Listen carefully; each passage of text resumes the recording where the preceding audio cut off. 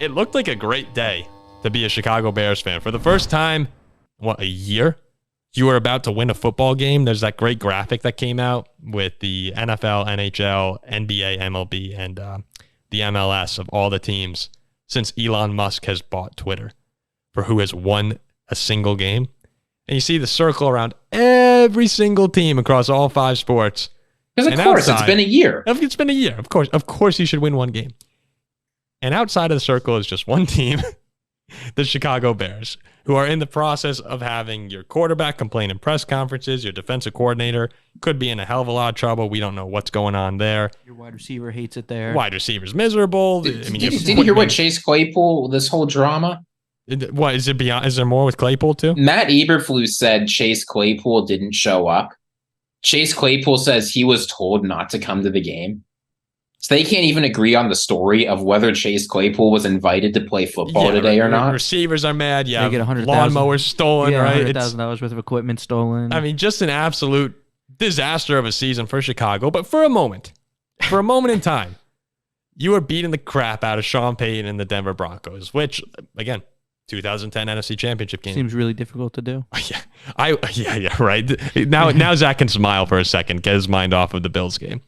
Well, there is nothing for quarterback development like playing this Broncos defense. They will make anyone look good. Well, we said they gave up 17, then 35, then 70 points. We were expecting a 140-point performance from Justin Fields in Chicago today. And they weren't really on track for that, but 28-7, looking pretty good late in the third quarter. And all of a sudden, Denver's offense starts clicking a little bit. Fumble return for a touchdown. It's like, can the Bears have nice things? No, they can't. And you know what? I'm not complaining. I'm a Vikings fan. I'm tired of hearing Bears fans talk about how good they were all offseason. You stink. It's okay. But still, to have it unfold the way it did against the Broncos team who, for 2.5 quarters, everyone's staring at the television saying, wow, they might be the worst team in football. Like, it cannot get worse than the Denver Broncos right now. Well, it can if you're the Chicago Bears because they ultimately wind up losing the game. But one big decision that we can look back on, and it's kind of this is going to mar a generally positive Justin Fields day, who's been under a lot of heat early this season. He's been made fun of by basically every analyst for his inability to develop so far as a passer. But Fields was 28 for 35, 335 yards, 4 touchdowns, and a pick at the very end of the game. Let that be. He ran for 25 yards. He had a couple nice scrambles. It was a good Justin Fields day. But the Bears had a 4th and 1 from the 18-yard line with about 2 minutes, 40 seconds left, somewhere around there, 2:50. And instead of kicking the field goal to go up 31-28, they go for it and get stuffed. And you can look back on that and say, is that a Matt Eberflus error? Should they have just kicked the field goal and go up? Some people like trying to win the game right there because you basically guarantee a win if you get it. It's 4th and 1. I question why you don't give the ball to Justin Fields. But in hindsight, it's easy to look back. In that moment where you were saying kick the field goal? Look, I'm a fan. People talk about analytics, and sometimes when they say analytics, they mean go for it on 4th down. What analytics is making evidence-based decisions. And very rarely, but sometimes it does say kick the field goal. And this was one of those times. And Paul, you undersold just how bad this was. It was bad. Right? So there's 3 minutes left. It's 4th and short. Game's tied.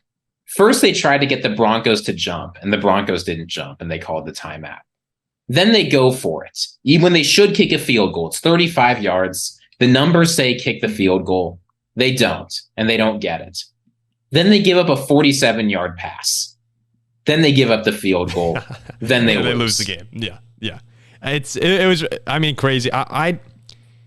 I know everyone's going to be on Eberflus and say, kick the field goal, get the points. I do get it. I really do. I like sometimes that decision of, hey, like, let's win this thing here. And if they get it, great. It's like, hey, we had some guts. Fields got the job done. But it is easy to look back on it now and say, man, he got you down the field.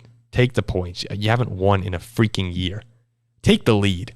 Like, Denver's offense is not that good. I know that they had success in the second half, but get a stop. So I look back on it. I understand why he went for it. I'm not going to grill him like some people are. Like you're very upset by this decision. I'm not completely blown away. But again, ultimately, it does cost them the game here. Who knows? The Bears probably doink it off the crossbar or something like that, the goalpost. But nonetheless, an encouraging day as a Bears fan. It's just another loss. And we'll see. When are they going to win? I don't know. For the Broncos, as far as they're concerned, awesome comeback win. I still think this team is pretty bad. Took a crazy comeback effort against what many people think is the worst team in football, but you got to win finally if you're Sean Payton, and we'll see. Maybe this could be the spark of a little run in Denver. The defense is really bad, though. Their defense is bad. Offense can't really figure it out. Toilet Bowl wound up being pretty entertaining, though. Pretty entertaining. And let's close. Sorry, do you have one more thought? Well, you know Aristotle, and I use the philosophy degree on occasion.